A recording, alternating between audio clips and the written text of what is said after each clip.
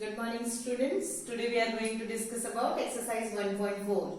So in previous exercise we have seen that there were some numbers like multiplication in the form of multiplication. Minus 4 is multiplied by minus 3. Then answer comes 4 3 is 12, that is plus 12. इस type के question थे. अब यहाँ पे आपका same है, बस यहाँ पे डिवीजन है. लाइक अगर आपको क्वेश्चन गिवन है, इफ द क्वेश्चन है -30 इज डिवाइडेड बाय -10, आंसर क्या होगा इसका? सो बहुत ही सिंपल है. -30 को आप अगर 10 से डिवाइड कर रहे हो, -10 से, तो सिंपल है, ये माइनस कैंसल आउट हो जाएंगे और ये आंसर आपको 3 मिलेगा. तो जब भी दोनों में जब माइनस हो तो ये माइनस साइन कैंसल आउट हो जाएंगे. अगर ऐसा है क्वेश्चन माइनस है इस केस में आपको क्या मिलेगा? आंसर -3 मिलेगा. ठीक है, सिंपल डिवीजन है, बस यहाँ पे साइन को देखना है. अगर दोनों में numerator and denominator means divisor और डिविडेंड दोनों में ही अगर माइनस है, दैट मीन्स वो कैंसल आउट हो जाएंगे, एक दूसरे को कैंसल आउट कर देंगे. और किसी एक में भी अगर माइनस का साइन पुट है, दैट मीन्स आंसर आपका किसमें आएगा? माइनस में आएगा. ठीक है, let us solve the question. Question number I is here from your exercise 1.4. -6 plus 5 is divided by -2 plus 5. So we can see that here. This one is very easy question because आपको क्या करना है? दोनों side को solve कर लेंगे, then इसको solve कर लो, इसके सॉल्व कर लो, जो आंसर आएगा उसको डिवाइड करना है. Let us solve this question. First of all we should have to solve this bracket first, which is parenthesis small bracket.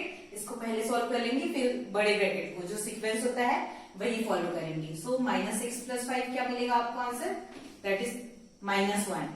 Then ये वाला ब्रैकेट सॉल्व हो गया. देन ये ब्रैकेट है, देन इज डिवाइडेड बाय, इसको solve कर लीजिए. Minus एक स्टेप और लिख सकते हो ना यहाँ अगर लिखना चाहें, जैसे इसमें लिखने की जरूरत नहीं है. इसमें अगर ब्रैकेट में होता तो एक स्टेप और आता. यहाँ सॉल्व कर लो. -2 plus 1 आंसर क्या मिलेगा आपको? -1. ये मिला. अब -1 और -1 को डिवाइड करोगे, क्या मिलेगा? +1. आंसर क्या मिला आपको? +1, क्योंकि माइनस और माइनस एक दूसरे को कैंसिल आउट कर देंगे. ठीक है, तो आंसर इज 1. ऐसे है, ऐसे ही क्वेश्चंस मिलेंगे. तो जब भी आपको अगर ऐसा गिवन हो तो पहले इसको ब्रैकेट को सॉल्व कर लेना, देन लास्ट में डिवाइड करना. इस तरह से करना है सॉल्व. ठीक है, जैसे कुछ और एग्जांपल्स देख लेते हैं. लाइक अगर आपको जैसे क्वेश्चन में दिया है लाइक -12 इज डिवाइडेड बाय 3, ऐसा क्वेश्चन है. इज डिवाइडेड बाय 4, ऐसा कोई क्वेश्चन है. ठीक है, तो आंसर क्या आएगा? देखिए, तो इसको सॉल्व कर लो. 12 इज डिवाइडेड बाय 3, तो कितना आएगा? 3 4 से 12. यहाँ माइनस है, that means -4. Then -4 is divided by 4, तो आंसर क्या मिलेगा? -1. तो ये हो जाएगा आंसर. इस तरह से जो आपके एक्सरसाइज है 1.4 को आपको ऐसे ही सॉल्व करने हैं. ओके, ये क्वेश्चन नंबर 1 का है. जो क्वेश्चन नंबर 2 में वेरिफिकेशन है, वेरीफाई करना है.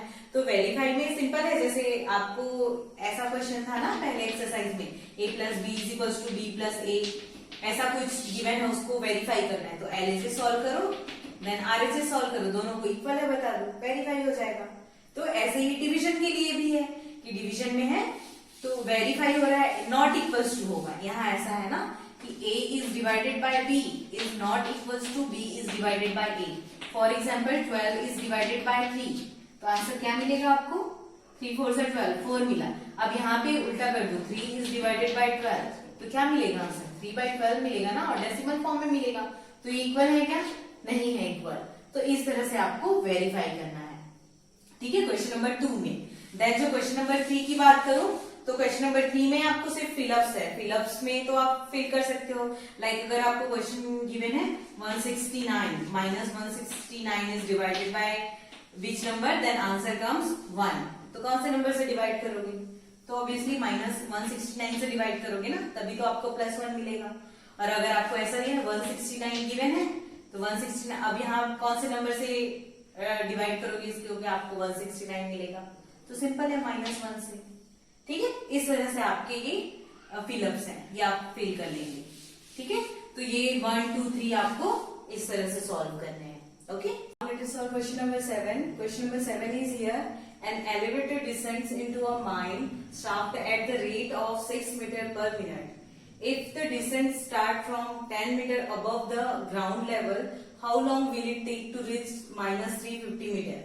इन द सेंस देखो ये क्वेश्चन क्या कह रहा है कि एलिवेटर है। एलिवेटर में समझते हैं क्या होता है एलिवेटर? एलिवेटर एक टाइप का लिफ्ट ही है। इसको आप जैसे हम लोग कौन सी इंग्लिश पढ़ते हैं जनरली? ब्रिटिश इंग्लिश पढ़ते हैं ना। ब्रिटिश इंग्लिश में लिफ्ट बोला जाता है और जो अमेरिकन इंग्लिश है उसमें एलिवेटर बोला जाता है लिफ्ट को। तो एलिवेटर मीन्स लिफ्ट ही है। तो जो एलिवेटर है वो descend into a mine shaft at the rate of 6 metre जो है, और कहां से स्टार्ट होता है? The descend start from 10 metre above the ground level. तो देखो ये जैसे ग्राउंड लेवल है, ठीक है, ये क्या हो गया? ग्राउंड लेवल हो गया। तो जो एलिवेटर है वो ऐसे नीचे जाएगा, ठीक है, डिसेंड्स बोला है ना, मतलब नीचे जा रहा है वो। तो ये कितना कहां से स्टार्ट करता है? 10 metre above the ground level. तो जैसे ये 10 मीटर है, ये जो है वो 10 मीटर है, तो यहां से स्टार्ट कर रहा है एलिवेटर, डिसेंड होना यहां से स्टार्ट कर रहा है इस लेवल, ये ग्राउंड लेवल है और यहां से डिसेंड होना स्टार्ट हो रहा है, ठीक है। और इसका रेट क्या है कि 6 metre per minute, 6 metre per minute वो डिसेंड होता है, मतलब 1 मिनट में 6 मीटर को नीचे जाता है, ठीक है। जो माइन शाफ्ट है वो 1 मिनट में 6 मीटर नीचे जाता है, ठीक। तो आपको क्वेश्चन ये है कि how long will it take to reach -350 metre?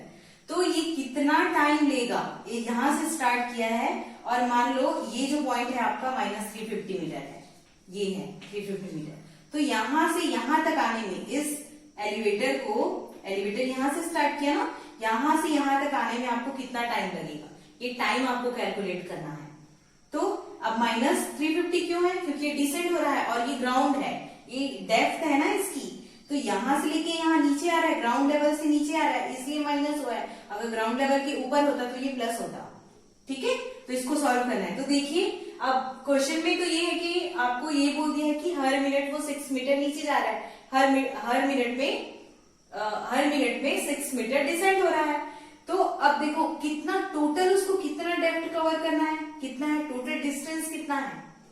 तो ये टोटल डिस्टेंस कितना हो जाएगा? देखो 350 हो गया और 10, तो टोटल कितना हो गया? 360 हो गया। तो जो टोटल डिस्टेंस है वो हो गया, टोटल डिस्टेंस कितना हो जाएगा? 360 हो गया। अब 360 है, अब इसको 1 मिनट में 6 मीटर डिसेंड होता है, तो 360 मीटर को कवर अप करने के लिए, 360 मीटर नीचे जाने के लिए, 360 मीटर डिसेंड होने के लिए उसको कितना टाइम लगेगा? जब 6 मीटर को 1 मिनट में करता है। तो क्लियर कैसे करोगे? डिवाइड करोगे ना, सिंपल है ना, डिवाइड करोगे। तो देखिए इसको लिखना कैसे है। तो मैंने यहाँ पे लिखा है rate of descent is equals to 6 metre per minute. Then descent start कहां से स्टार्ट हुआ? 10 metre above the ground level. तो टोटल जो डेप्थ हो जाएगा, टोटल डिस्टेंस बोलो, टोटल डेप्थ बोलो, मैं यहाँ पे टोटल डेप्थ लिख रही हूँ, आप डिस्टेंस भी लिख सकते हो। टोटल डेप्थ कितना हो जाएगा? चलो टोटल डिस्टेंस लिख लेते हैं। टोटल डिस्टेंस कितना हो जाएगा? 10 प्लस 350, तो 10 मीटर प्लस 350 मीटर। अब यहाँ पे ये मत सोचिएगा कि माइनस क्यों नहीं मैम, ये तो माइनस है तो यहाँ माइनस आना चाहिए। तो बेटा डिस्टेंस कभी भी माइनस में नहीं होता है, ठीक है।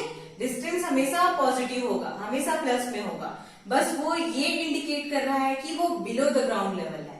अबव द ग्राउंड लेवल होता तो प्लस होता, वो बिलो द ग्राउंड लेवल है इसलिए वहां पे माइनस है, इसलिए वहां पे माइनस नहीं हो रहा है, ठीक है। तो आंसर कितना हो जाएगा? यहाँ पे 360 मीटर हो जाएगा, ठीक है। अब आपको क्या लिखना है? टाइम, कितना टाइम लेगा? How long will it take to reach -350 metre?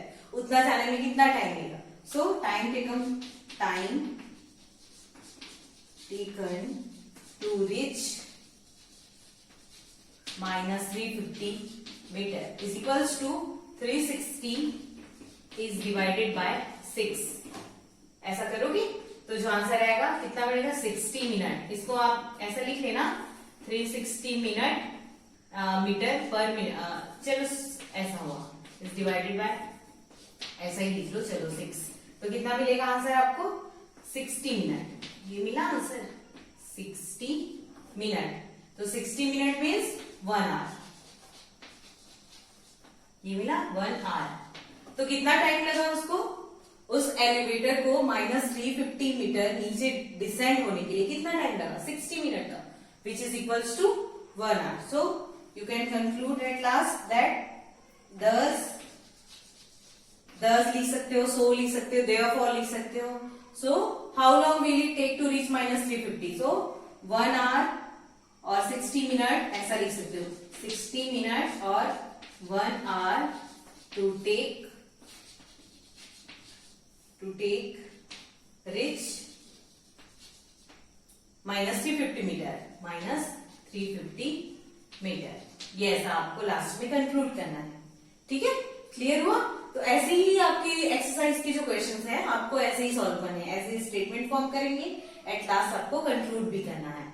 ठीक है, तो ये मैंने क्वेश्चन नंबर 7 एक्सप्लेन किया. बाकी के जो क्वेश्चंस हैं वो आप सॉल्व करेंगे और जो भी डाउट होता है वो डिस्कस करेंगे. Okay, I hope it is clear to all. Thank you so much.